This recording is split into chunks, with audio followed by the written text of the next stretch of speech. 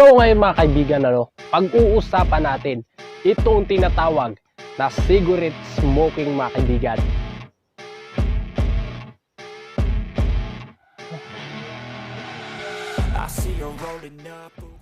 Ano nga ba itong mga utos sa cigarette smoking mga kaibigan? Yan ang ating pag-uusapan sa video ito. So una na nga sa ating listahan mga kaibigan ay itong tinatawag na feeling gangster smoker mga kaibigan. Ito po yung mga tao na walang ibang ginawa kundi ang goal sa utak ay magpa-cool mga kaibigan.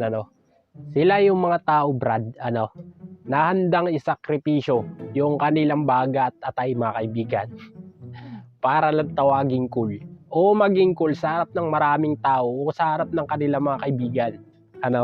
Sila yung mga tao mga Brad na kung saan hindi mo makikitaan na mawawala ng usok sa kanilang pagmumuka At ang masaklap pa dito mga Brad, maging sa kanilang mga FB post o araw-araw nilang mga ginagawa scroll nyo lang, makikita nyo dyan mga kaibigan sa kanilang account sa Facebook.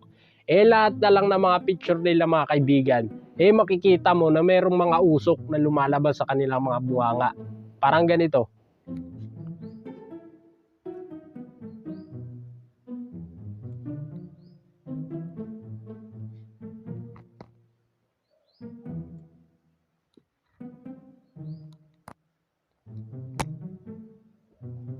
Ang hindi ko po maintindihan mga kaibigan, kung kailan nga ba naging cool ang ganun mga kaibigan na merong lumalabas na usok sa bibig ng isang tao.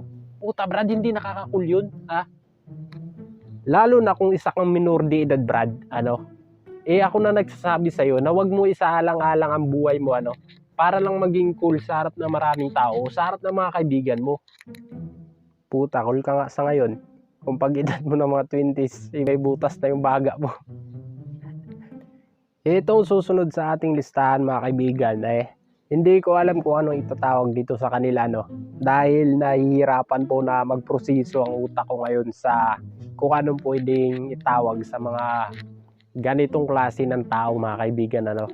Ito po sila yung mga tao mga kaibigan na pinagtataka ko mga kaibigan na kung saan wala na nga silang pambaon mga kaibigan, nagagawa pa nilang ipambili yung kaunting halaga o kaunting barya nila ng inang sigarilyo na yan mga kaibigan.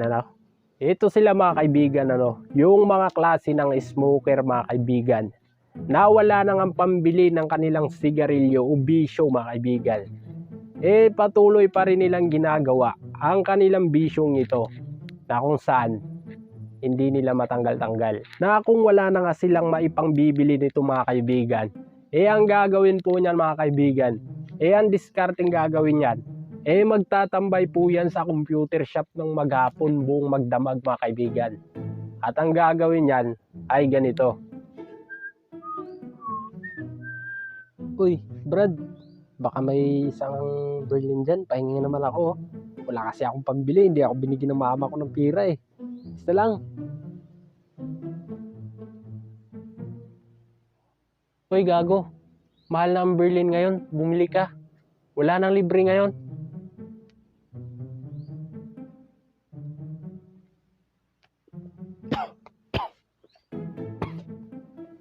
At kapag wala talagang mahingi yan, Brad, ang gagawin yan, handang magpautos yan doon sa mga kaibigan nilang naninigarilyo, Handa silang mautusan na sila yung bibili niyan sa tindahan mga kaibigan at hihingi sila ng iisang piraso mga kaibigan.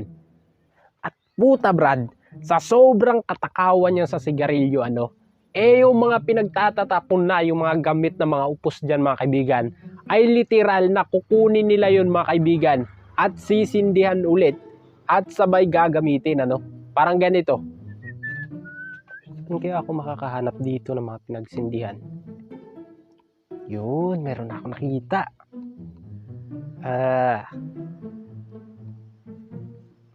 Sisindihan nga natin ulit.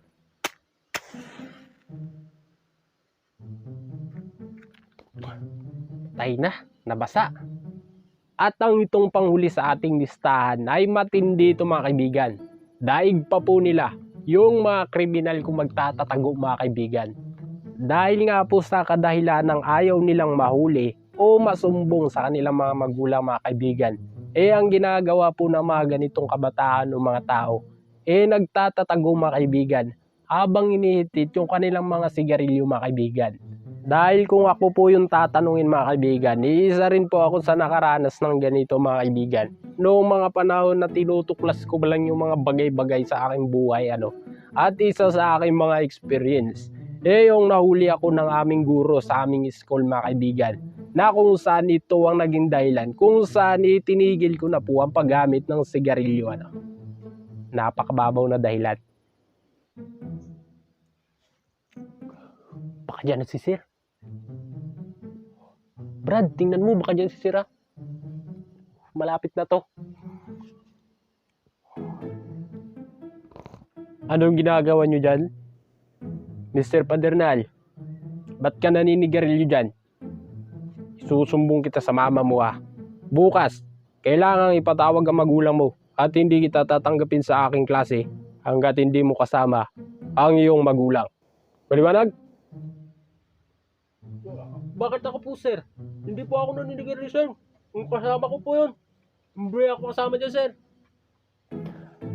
At kung isa ka sa mga gagong nakaranas na mga ganito, ilan lamang yung mga aking inilalarawan sa mga pandemyang kumakalat ng mga smoker na sa panahon noon at hanggang sa panahon natin ngayon, mga kaibigan. At iilan lamang ang ating mga ipinakita na inilarawan natin sa bidyong ito na mga kumakalat na pandemya sa mga smoker sa panahon natin noon at ngayon, mga kaibigan, na hanggang ngayon kumakalat pa rin yung ganitong klase ng pandemya sa mga smoker, mga kaibigan. At kung nagustuhan mo ang bidyong ito, ay gagawa natin ito ng part 2. Kaya maraming salamat sa panunood. Paki-like ang bidyong ito kung may nanonood man, paki-comment at paki-subscribe. At kita-kita tayo sa part 2 ng bidyong ito.